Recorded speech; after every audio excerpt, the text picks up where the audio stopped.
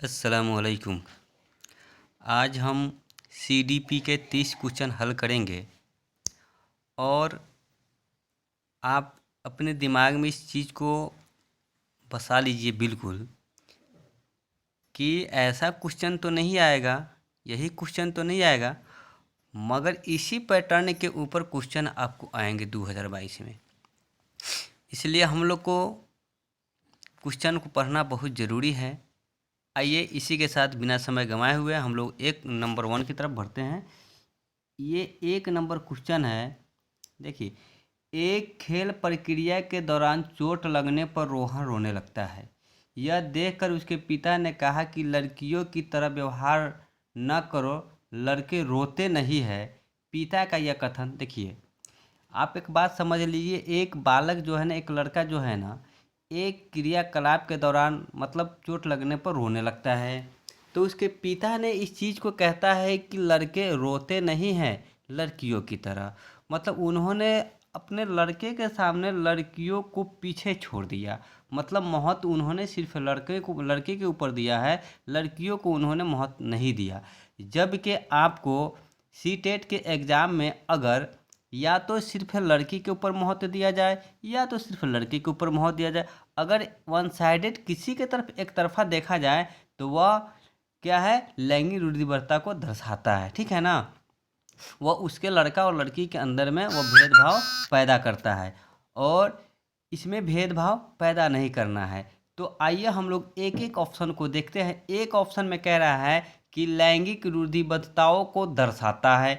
आइए दूसरी में लैंगिक रूढ़िबद्धता को चुनौती देता है। जब एक लड़की या लड़का के द्वारा किया हुआ कोई काम जो सामूहिक काम हो और एक मतलब कोई भी काम जैसे क्रिकेट हो गया, फुटबॉल हो गया, कबड्डी हो गया, अगर लड़की भी खेलती है तो वह क्या करती है कि वह चुनौती देती है रूढ़िबद्धता को, चुनौती देती है कि मैं भी खेल सकती हूँ। ठीक है ना।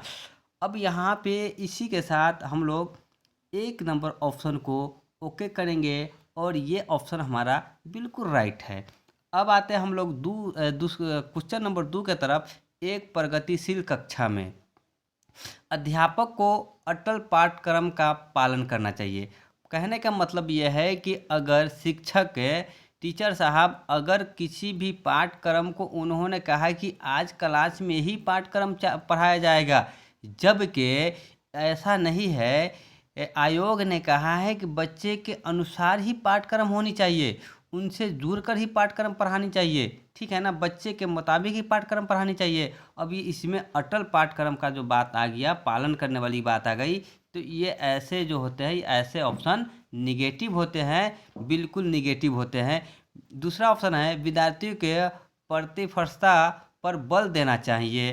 अब तीसरा नंबर क्वेश्चन में है ज्ञान की संरचना के लिए प्रचुर मौके प्रदान करने चाहिए। विद्यार्थियों के अनेक अकादमिक अंकों के आधार पर नामांकन करना चाहिए। कहने का मतलब ये 4 ऑप्शन में कि जिसके अच्छे नंबर आएंगे उसको एडमिशन करेंगे और जिसको कम नंबर आएगा उसको एडमिशन नहीं करेंगे। जबकि आयोग ने ऐसा कोई बात नहीं कहा है जिसमें अंक दर्शाया जाए, नामांकन दर्शाया जाए, वो निगेटिव पॉइंट हो जाएगा। ठीक है ना। इसलिए हमारा ऑप्शन हो जाएगा राइट 3 नंबर हो जाएगा कि इसमें किसी भी चीज़ को करने के लिए उसको मौका मिलना चाहिए। आइए इसी के साथ तीन नंबर क्वेश्चन में कहता है एक गतिविधि के दौरान मतलब किसी क्रियाकलाप के दौरान छात्रों को संघर्ष करते देख एक अध्यापिका बच्चों को संकेत और इशारे जैसे क्या, क्यों, कैसे प्रदान करने का फैसला लेती है। लेवाइगोस्की के सिद्धांत के अनुसार अध्यापिका की यह योजना, अब कहने का मतलब यह है कि इसमें एक साहब आ गए, वह साहब का नाम है लेवाइगोस्की साहब। लेवाइगोस्की साहब ने समाज को बहुत महत्व दिया है और उन्होंने कहा है कि बालक जब भी समाज से नहीं तालमेल करेगा तब वो कुछ भी सीख नहीं सकता है। इसीलिए उन्होंने कहा है कि जब भी बालक कोई प्रक्रिया करता है या कोई काम करता है या कोई चीज़ सीखता है तो वह समाज से ही तालमेल करके सीखता है, वह समाज के द्वारा ही सीखता है। ठीक है ना। अब इसीलिए कहा गया है तो आइए हम लोग इसमें कहा जाता है कि वाइगोस्की साहब ने इसको क्या कहा। अब आइए बच्चों को अधिगम के लिए अनुप्रेरित निष्प्रेरित करती है। मतलब ये निष्प्रेरित वाला जो मामला हो गया ये निगेटिव पॉइंट हो गया और हमको निष्प्रेरित नहीं करना है। अधिगम के लिए पाठ आधारभूत संरचना का काम करती है, ठीक है ना, पाठ ढांचा जो हो गया ना। अच्छा, अब 3 नंबर में है बच्चों में प्रत्याहार निकास प्रवृत्तियां पैदा करती है, तो ये भी नहीं होगा। और अधिगम प्रक्रिया को अर्थहीन है, अर्थहीन कैसे हो जाएगा, इसलिए हमारा राइट ऑप्शन 2 नंबर हो जाएगा, 2 नंबर हो जाएगा। और हम लोग और आगे की तरफ बढ़ते हैं। आगे की तरफ क्या कहता है कि हमारा क्वेश्चन 4 नंबर जो क्वेश्चन है इसको हम पढ़ेंगे और इसका सटीक आंसर देंगे। बच्चों में सामाजिकरण के संदर्भ में निम्नलिखित में कौन सा कथन सही है। बच्चों के सामाजिकरण के संदर्भ में निम्नलिखित में कौन सा कथन सही है। आइए, अब ये कह रहा है कि विद्यालय सामाजिकरण का एक द्वितीय कारक है। बिल्कुल सही बात है। विद्यालय जो है सामाजिकरण का प्रथम कारक नहीं है, वह द्वितीय कारक है। प्रथम कारक है परिवार, ठीक है ना, परिवार है प्रथम कारक, द्वितीय कारक है। अब द्वितीय कारक में जैसे मान लिया जाए कि पापा का ऑफिस हो गया या ननिहाल हो गया या मम्मी मतलब पापा के दोस्त का घर हो गया या ऑफिस हो गया, ये सब हो गया द्वितीय कारक, समझे, फ्रेंड हो गया, ये सब द्वितीय कारक हो गया।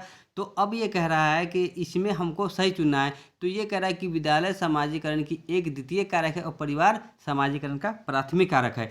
ये राइट बिल्कुल सही है। हम लोग आगे भी देखेंगे विद्यालय जो है सामाजिकरण का प्रथम कारक है। जी नहीं, प्रथम कारक नहीं, ये द्वितीय कारक है। समकक्षीय सामाजिकरण की प्राथमिक कारक है और परिवार सामाजिकरण की एक द्वितीय कारक है। परिवार तो द्वितीय कारक है ही नहीं है, परिवार तो क्या है, प्राथमिक कारक है। इसलिए अब आ गए हम लोग आगे की तरफ। 5 नंबर क्वेश्चन को हम लोग देखते हैं। बहुबुद्धि का सिद्धांत जोड़ देता है, बहुबुद्धि का सिद्धांत जोड़ देता है, कहता है बुद्धि लब्धि केवल, अगर जिस ऑप्शन में केवल आ जाए ये निगेटिव पॉइंट है। क्या है, निगेटिव पॉइंट है, इसलिए हम लोग इसको धड़ल्ले से काट देंगे। अब उसके बाद आते हैं 2 नंबर ऑप्शन में, एक आयाम में बुद्धि अन्य सभी आयामों की बुद्धिमान निर्धारित करता है। ये भी नहीं है, ऐसा थोड़ी ना है कि हाँ एक आयाम में मत, ये भी नहीं होगा, ये भी हमारा निगेटिव आंसर हो जाए। बुद्धिमान की विभिन्नताएं दर्शाती है। अच्छा, ये बिल्कुल सही है। और आगे हम लोग देखते हैं बुद्धिमान में कोई व्यक्ति की विभिन्नता नहीं होती है। अरे ऐसे कैसे हो सकता है, एक ही अगर जुड़वा बच्चा भी पैदा होता है तो उसके अंदर भी विभिन्नता पाई जाती है। जैसे अगर कोई मोटा है तो कोई पतला हो सकता है, कोई नाटा है तो कोई लंबा हो सकता है, किसी का नाक खड़ा होगा तो किसी का नाक चिपटा होगा। तो इसलिए हमारा राइट ऑप्शन 3 नंबर हो जाएगा। हम लोग 6 नंबर चलते हैं। कोहल वर्ग के सिद्धांत के अनुसार किसी कार्य को इसलिए करना क्योंकि दूसरे इसे स्वीकृति देता है। देखिए, कोहल वर्ग साहब ने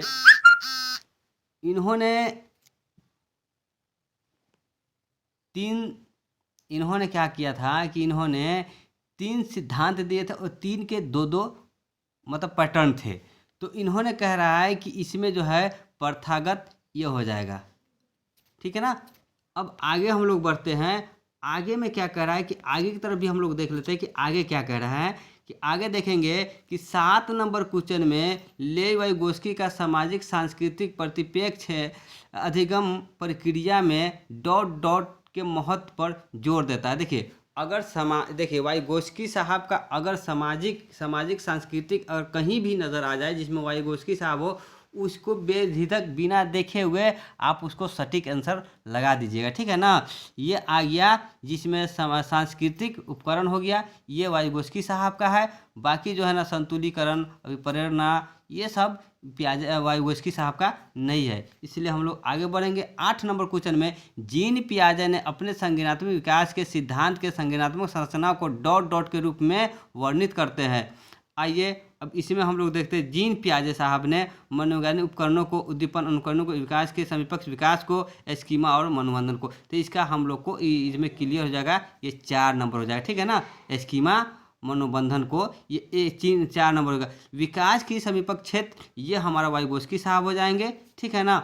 उद्दीपन अनुक्रिया जो है ना ये हो जाएंगे। और हम लोग आगे बढ़ेंगे 9 नंबर में। 9 नंबर क्वेश्चन आप देख लीजिए। जीन पियाजे के संज्ञानात्मक विकास के सिद्धांत में पूर्व संक्रियात्मक, देखिए पूर्व संक्रियात्मक जो हो गया ना, ये आप इसको अपने दिमाग में इतना समझ लीजिए कि ये अवस्था जो आती है ये 2 से 7 साल की आती है, ठीक है ना, 2 से 7 साल। और 2 से 7 साल में बच्चे क्या करते हैं आप खुद समझ लीजिए। अच्छा आइए ऑप्शन हम लोग देखते हैं। मूर्त अमूर्त सोच का विकास, देखिए अमूर्त सोच की अगर बात आ जाती है तो ये 11 प्लस हो जाएंगे, क्या हो जाएंगे, 11 प्लस हो जाएंगे। अब आ गया विचार सोच में केंद्रीकरण। अच्छा एक होता है केंद्रीकरण, एक होता है विकेंद्रीकरण, ठीक है ना। केंद्रीकरण का मतलब हो गया एक ही केंद्र पे फोकस करना, किसी एक ही केंद्र को देखना। विकेंद्रीकरण मतलब होता है हर दिशा में फोकस करना, ठीक है ना। अब परिकल्पनित निगमात्मक सोच तो ये नहीं होगा। अच्छा संरक्षण और पदार्थों को क्रम से लगाने रखता है, तो अब इसमें जो हो गया ये ऑप्शन जो है ये हो जाएगा आपको 7 से 11 साल, क्या हो जाएगा 7 से 11 साल। और इसमें क्या कर रहा है कि पूर्व संक्रियात्मक 2 से 7 साल, तो ये है केंद्रीकरण, विचार सोच में केंद्रीकरण, ठीक है ना, ये हो जाएगा। अब हम लोग बढ़ते हैं 10 नंबर क्वेश्चन की तरफ। 10 नंबर क्वेश्चन में क्या कह रहा है कि विकास के संदर्भ में निम्नलिखित में से कौन सा कथन सही है। विकास के संदर्भ में निम्नलिखित में से कौन सा कथन सही है। एक वृद्धि होता है और ये विकास होता है, ठीक है ना। विकास की दर सभी संस्कृतियों में सभी के लिए समान होती है। विकास केवल, देखिए केवल आ गया तो केवल निगेटिव पॉइंट हो गया, इसको हम काट देंगे, इसमें आगे नहीं बढ़ेंगे। इसमें भी केवल आ गया, इसको भी काट देंगे। अब विकास बहुआयामी होता है, ये क्लियर है कि विकास बहुआयामी होता है, ये राइट हो गया, ठीक है ना। विकास बहुआयामी होते, एक आयामी नहीं होता, ये बहुआयामी होती है। सब के अंदर अलग अलग विकास पाई जाती है, सब अलग अलग हिसाब से सोचते हैं। अच्छा हम लोग अब आते हैं 11 नंबर, जन्म से किशोरवा अवस्था तक बच्चों में विकास किस प्रकार से होता है। देखिए अगर आपको चरण पता होगा ना पियाजा साहब के, कि पियाजा साहब ने सबसे पहले क्या दिया, उसके बाद क्या आया, उसके बाद क्या आया, उसके बाद क्या आया, उसके बाद क्या हुआ। जिन पियाजा साहब ने चार कर्म बताए थे और 4 कर्म बताए थे, अगर आपको 4 कर्म नहीं पता होगा तो वह आपका आंसर सही नहीं कर पाएंगे, ठीक है ना। तो आइए 1 नंबर हम लोग संवेदी, ठीक है ना, संवेदी हो गया। मूर्त अमूर्त हो गया, ठीक है। अमूर्त पहले अमूर्त नहीं आएगा, अमूर्त का अवस्था हम आपको 11 प्लस बताए थे ना, तो अमूर्त हो गया, संवेदी हो गया, मूर्त हो गया। देखिए संवेदी हो गया 0 से 2 साल, संवेदी हो गया 0 से 2 साल, अमूर्त हो गया कितना 7 से 11, ठीक है ना। तो इसलिए हमारा जो और राइट ऑप्शन हो जाएगा ये 1 नंबर हो जाएगा। हम लोग आगे बढ़ते हैं। एक प्रगतिशील कक्षा में व्यक्तिगत विभिन्नता को किस प्रकार देखा जाना चाहिए। अब आ जाइए भाई, किस प्रकार देखा जाना चाहिए। कह रहा है कि एक प्रगतिशील कक्षा में व्यक्तिगत विभिन्नता को किस प्रकार से देखा जाना चाहिए। अधिगम की प्रक्रिया में बाधा, अरे भाई बाधा कैसे होगा, रुकावट कैसे होगा, हम रुकावट के रूप में कैसे देखेंगे। अध्यापक पर पक्ष पर असफलता है, अरे असफलता की तो बात ही नहीं होनी चाहिए। योग्यता आधारित समूह बनाने का दंड, अरे हम दंड वाली प्रक्रिया कैसे होगा, अगर हम समूह बनाएंगे तो दंड। अध्यापक अधिगम प्रक्रिया की योजना के लिए महत्वपूर्ण है, ये बिल्कुल राइट हो गया, ठीक है ना। दंड पुरस्कार ये सब निगेटिव वर्ड है। आइए हम लोग 13 नंबर की तरफ पढ़ते हैं। एक समावेशी कक्षा में डॉट डॉट पर जोर देता है, किस पर देता है। अब आ जाइए प्रदर्शनी अभिमुखी लक्ष्यों पर, अभिभेदी समरूपी निर्देशों पर। तो निर्देश जो हो गया ना ये निगेटिव पॉइंट हो गया, तो ये तो ऐसा ही कट गया। सामाजिक पहचान के आधार पर छात्रों को अगला, मतलब हमारे कहने का मतलब ये है कि समाज, अगर कोई तेज लड़का है तो तेज लड़का के साथ है, भोंथर लड़का है तो भोंथर लड़का के साथ है, और कोई हरिजन है तो हरिजन के साथ है, और मतलब इसमें समाज के ऊपर डिपेंड कैसे करेंगे। हमारा जो है समावेशी कक्षा है, इसमें सबको तो एक समान देखना है ना, तो इसमें समाज पर पहचान करके हम कैसे अलग करेंगे, तो इसमें अलग नहीं करना है। हर बच्चों को समार्थक अधिगम करने के लिए अवसर प्रदान देंगे, इसलिए हमारा राइट नंबर 1 हो जाएगा, ठीक है ना। प्रदर्शनी अभिमुखी लक्ष्यों पर जोर देंगे और कहेंगे सबको अलग अलग सोचने के लिए कहेंगे, ताकि सब आदमी का दिमाग जो है ना डेवलपमेंट होगा। आइए अब हम लोग कहते हैं दिव्यांगजनक अधिकार अधिनियम 2016 के अनुसार निम्नलिखित में से किस शब्दावली का प्रयोग उपयुक्त करता है। दंडित छात्र, विकलांग छात्र, छात्र जिसके शारीरिक विकलांग हो, छात्र जिसका सख्त शरीर हो। तो हमारा जो है ना ये राइट ये हो जाएगा 4 नंबर। इसमें क्या कर देखिए क्वेश्चन देख लीजिए, दिव्यांगजनक अधिकार अधिनियम 2016 के अनुसार निम्नलिखित में कौन सा शब्दावली प्रयोग का उपयुक्त है। तो ये हो गया हमारा 4 नंबर। और हम लोग आगे बढ़ते हैं 15 नंबर क्वेश्चन से, फिर देखते हैं कि 15 नंबर क्वेश्चन में क्या कर रहा है। एक अधिगम कठिनाइयों से जूझते हुए छात्रों की ज़रूरतों को संबोधित करने के लिए एक अध्यापक को क्या नहीं करना चाहिए। कहने का मतलब कोई बालक है, वह किसी समस्या में बंधा हुआ है, वो किसी समस्या में है और उस समस्या को हल करने के लिए शिक्षक को नहीं करना चाहिए। कौन ऐसा काम नहीं करना चाहिए। कहा जा रहा है कि इसमें जो है 1 नंबर में कहा गया है कि दृश्य श्रवण सामग्रियों का इस्तेमाल करना चाहिए। अच्छा, अब ये देखिए, अब ये बात समझ लीजिए, अधिगम कठिनाइयाँ में, पढ़ने में कठिनाइयाँ, तो पढ़ने में कठिनाइयाँ हो सकता है, कुछ भी हो सकता है ना, बहिरा हो सकता है, अंधा हो सकता है, गूंगा हो सकता है, कुछ भी हो सकता है ना, बोलने में दिक्कत हो रहा हो। तो इसमें एक में है दृश्य श्रवण सामग्री का इस्तेमाल। अच्छा, संरचनात्मक शिक्षा शास्त्रीय उपगम का इस्तेमाल, व्यक्तिगत शैक्षिक योजना बनाना। अरे इसमें देखिए, व्यक्तिगत शैक्षिक अलग अलग कैसे बनाएंगे ना, शिक्षा शास्त्र और आकलन की जटिल संरचना का प्रयोग करना, ये नहीं होगा हमारा, इसलिए राइट आंसर 4 नंबर हो जाएगा। ठीक है ना। आइए, इसमें कह रहा है सृजनात्मक की पहचान का प्रमुख लक्षण क्या है। सृजनात्मक मतलब सृजनात्मक की पहचान का प्रमुख लक्षण क्या है। कम परिज्ञानात्मक बोधता, अपसारी चिंतन। तो इसमें जो है ना हमारा राइट हो जाएगा 2 नंबर अपसारी चिंतन। एक होता है अभिसारी चिंतन जिसको कहा जाता है बंध वाला क्वेश्चन, और एक होता है अपसारी जिसको खुला हुआ क्वेश्चन। ठीक है ना। इसमें क्या होता है कि अगर अभिसारी चिंतन है तो उसको एक ही चीज़ पर फोकस किया जाएगा, मतलब एक ही उसे सवाल का जवाब पूछा जाएगा। और अपसारी चिंतन का मतलब ये होता है कि इसमें बच्चे से ऐसा क्वेश्चन किया जाए जो बच्चे अलग अलग आंसर दे। ठीक है ना। अगर अपसारी चिंतन में क्या होता है कि अगर किसी से पूछा जाए कि लाल किला कहाँ है तो बच्चे बता देंगे कि लाल किला कहाँ है, मगर सारे बच्चे का आंसर तो एक ही होगा ना। अगर नहीं जानते तो बात अलग है, मगर सारे बच्चे का आंसर तो एक ही होगा कि हाँ लाल किला कहाँ है, दिल्ली में है। मगर अब ये कहेगा कि अगर आप बताइए आप लोग दिल्ली जाएंगे तो क्या करेंगे, तो उसमें अगर 10 बच्चा है तो अपना अपना राय देगा ना। हम दिल्ली जाएंगे तो मतलब फलाना जू में जाएंगे, फलाना मॉल में जाएंगे, फलाना जगह जाएंगे, फलाना काम करेंगे। तो ये अलग अलग हुआ, वही हो गया अपसारी चिंतन, तो इसलिए हमारा ये राइट आंसर हो जाएगा। ठीक है ना। आइए, विभिन्न पृष्ठभूमि से मतलब अलग अलग पृष्ठभूमि से अधिगमकर्ताओं मतलब छात्र को संबोधित करने हेतु एक अध्यापक को क्या करना चाहिए। मतलब अलग अलग से अगर छात्र आए हुए हैं, पढ़ने आए हुए बच्चे को, तो अधिगम मतलब इसमें शिक्षक को क्या करना चाहिए। विभिन्न संबंधी मुद्दों पर बात टाल देनी चाहिए। तो टालने वाली बात जो है ये निगेटिव है। हम लोग अपने दिमाग में कॉन्सेप्ट बना लेंगे कि अगर निगेटिव आता है तो उसको हम फटाक से काट देंगे। भिन्न विनाशों का उदाहरण देने चाहिए। अच्छा, सभी के लिए मानकृत, देखिए मानकृत हमारा निगेटिव वर्ड है, याद रखिएगा। मानकृत एक ही तरह का बार बार परिभाषा देना, एक ही तरह का बार बार परिभाषा देना मानकृत कहलाता है। और एक ही तरह का बार बार परिभाषा हम बालक को देंगे तो बालक उब जाएगा और क्लासरूम में उसका पढ़ने का मन नहीं लगेगा। इसलिए मानकृत जो है निगेटिव वर्ड है, तो इसलिए निगेटिव वर्ड को हम लोग काट के चलेंगे। ऐसे कथनों का इस्तेमाल करना चाहिए जो नकारात्मक रूढ़िबद्ध धारणाओं को मजबूत करता हो। अच्छा, मतलब बच्चा जो है ना, मतलब वो किसी सब्जेक्ट में कमज़ोर है तो उसको कहेंगे कि तुम कमज़ोर हो, तुम्हारे बस की बात नहीं है, तो ये नकारात्मक भी है, ये नेगेटिव पॉइंट है, इसलिए इसको भी काट देंगे। हमारा राइट बच गया 2 नंबर, जो आप आसानी से आंसर निकाल सकते हैं। आइए 18 नंबर क्वेश्चन की तरफ। 18 नंबर क्वेश्चन क्या कहता है, समस्या समाधान क्षमताओं के किस प्रकार सुसाध्य किया जा सकता है। देखिए, लगातार अभ्यास देकर एक क्लास में एक बालक को लगातार एक ही सब्जेक्ट को बार बार पढ़ाएंगे, एक ही चीज़ को बार बार रटाएंगे तो बच्चा क्या करेगा, उग जाएगा ना। अच्छा, 1 मिनट हम लोग आगे भी देख लेते।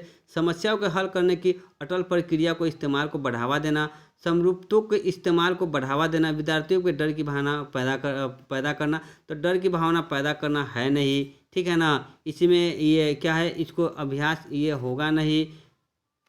लगातार अभ्यास और करनिवास पर जोर देना, समस्याओं के हल अटल प्रक्रिया का इस्तेमाल को बढ़ावा देना। अच्छा, समरूपता को इस्तेमाल को बढ़ावा देना, इसका राइट ऑप्शन 3 हो जाएगा। आइए हम लोग आगे की तरफ बढ़ते हैं। अब 19 नंबर क्वेश्चन से हम लोग देखते हैं कि 19 नंबर क्वेश्चन क्या कहता है। कह रहा है कि अधिगम अभिप्रेरणा को किस प्रकार कायम रखा जा सकता है। अधिगम की अभिप्रेरणा को किस तरह कायम रखा जा सकता है। मान लीजिए किसी बच्चे और क्लासरूम में है और पढ़ रहा है और उसके अंदर मतलब अभिप्रेरणा जो बना हुआ है उसको हम कैसे रखेंगे कंटिन्यू कि बच्चे को क्लासरूम में पढ़ने में मन लगे और पढ़ने की उसके अंदर से इच्छा हो। हम कौन सा ऐसा काम करेंगे। तो देखिए, अगर बच्चे को हम दंड देते हैं तो बच्चे को दंड देंगे तो बच्चे का मनोबल कमज़ोर हो जाएगा, अभिप्रेरणा उसका कम हो जाएगा, वो क्लास में नहीं पढ़ पाएगा। तो ये काम हम तो हरगिज़ नहीं करेंगे। अच्छा, आइए अब है बच्चों को बहुत आसान क्रियाकलाप। अगर बच्चे को हम कह देंगे खाली आसान क्रियाकलाप दे देंगे तो बच्चा क्या होगा कि वह जल्दी बना के और फिर वो किसी दूसरे काम में लग जाएगा, जिसकी वजह से उसको फिर से पढ़ाई में मन नहीं लगेगा। देखिए, याद करना, यंत्र वादन, याद करने पर जोर देना, तो ये नहीं हो सकता है। जोर देना, बार बार हम किसी बच्चे को याद करने पर जोर नहीं देंगे। ये करा परिवर्तन के अभिमुखी लक्ष्य पर जोर देना। राइट, हमारा आंसर ये हो जाएगा। अब हम लोग पढ़ेंगे 20 की तरफ, शर्मिंदगी। और किसी बच्चे को बार बार हम कुछ कह के शर्मिंदा करेंगे तो बच्चा क्या करेगा, नकारात्मक होगा ना। बताइए, होगा कि नहीं होगा? बिल्कुल होगा। अगर बच्चा को बार बार हम कहेंगे अरे तुम तो बेवकूफ़ हो, अरे तुम तो बेवकूफ़ हो, अरे तुम्हारे बस की बात नहीं है, अरे तुम इसका एग्ज़ाम तुम क्वालिफाई नहीं कर सकते हो, तो बच्चा क्या होगा, वह शर्मिंदा होगा ना। जब शर्मिंदा होगा तो क्या होगा, उसके अंदर का जो है ना आत्मा जो है वह धीरे धीरे ख़त्म होने लगेगा। किसी काम को करने की चाहत नहीं रहेगी, इसलिए वो किसी काम को कर नहीं पाएगा। तो वही तो कह रहा है, इसमें ढूंढना है ना हमको। क्या संज्ञानात्मक कोई संबंध नहीं होता है, क्या संज्ञानात्मक का नकारात्मक प्रभाव पड़ सकता है। अच्छा, बच्चों को अधिगम हेतु अभिप्रेरित करने के लिए बहुत प्रभावशाली है। अच्छा, मैं उसको बार बार शर्मिंदा करूंगा और उसके लिए प्रभावशाली है? बिल्कुल नहीं है।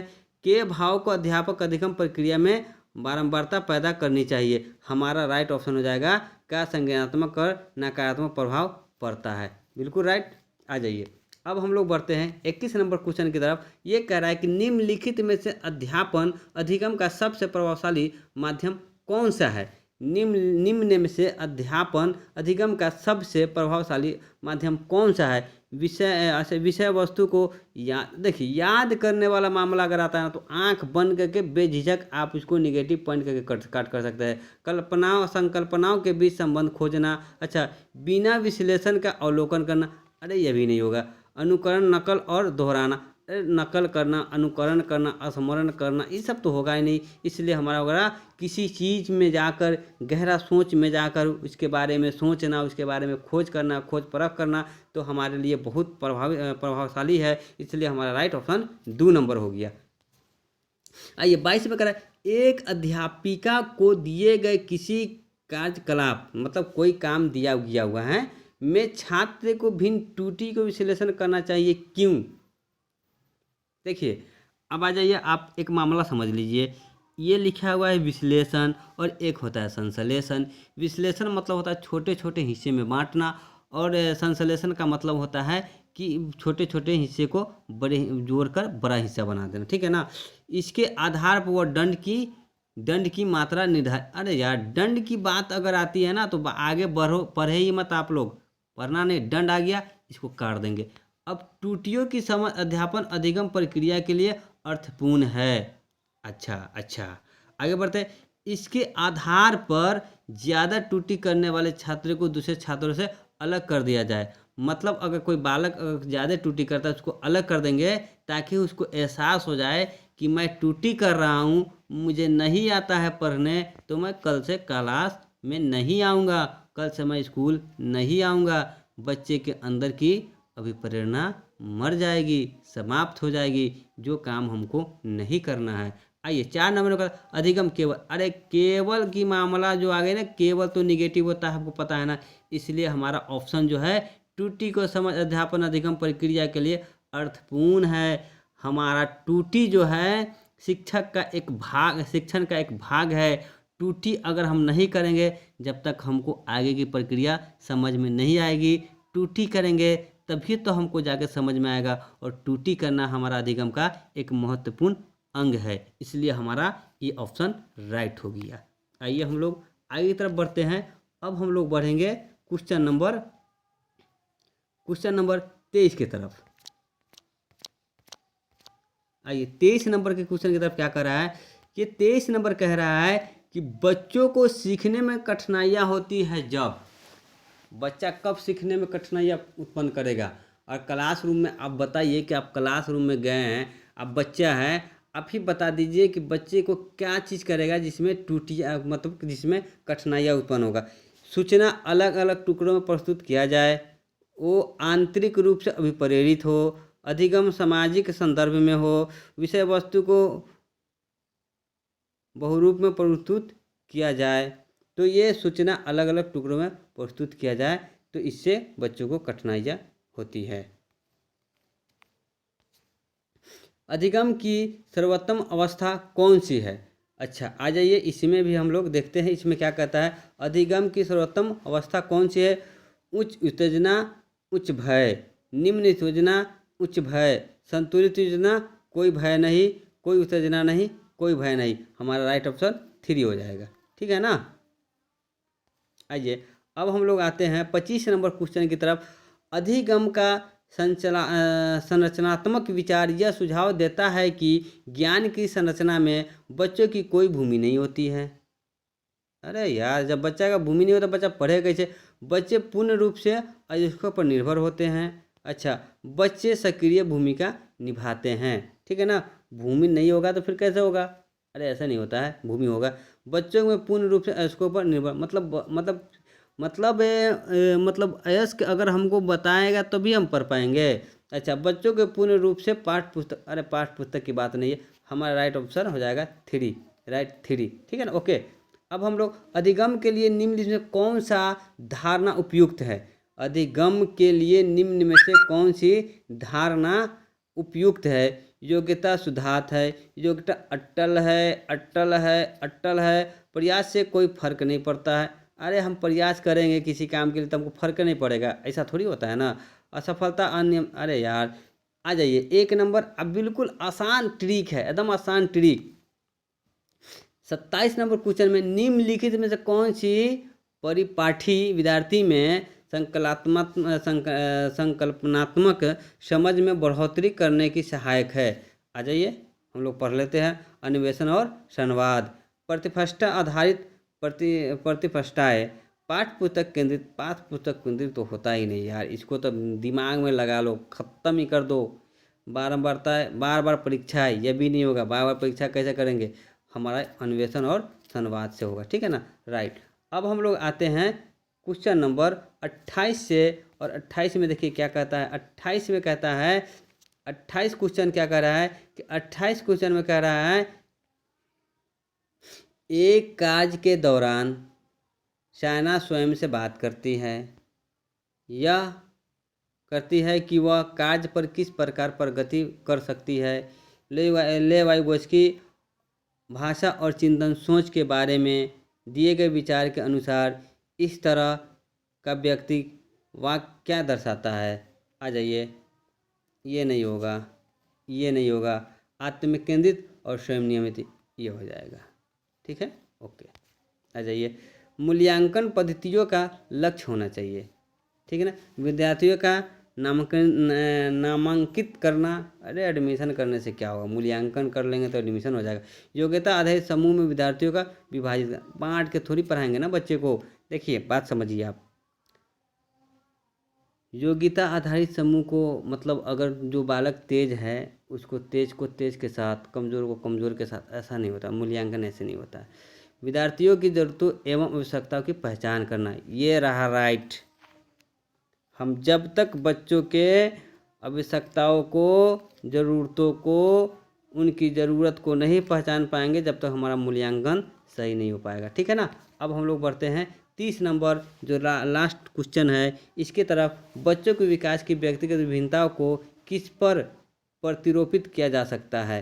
केवल काट दीजिए, केवल काट दीजिए, इसको भी काट दीजिए, और 4 आवश्यकता एवं पर्यावरण की पारंपरिक पर। ठीक है। ओके, चलिए आज आपका 30 CDP का क्वेश्चन कंप्लीट हो गया है। आप लोग देखिए और हमारे चैनल को सब्सक्राइब कर दीजिए। अस्सलाम वालेकुम।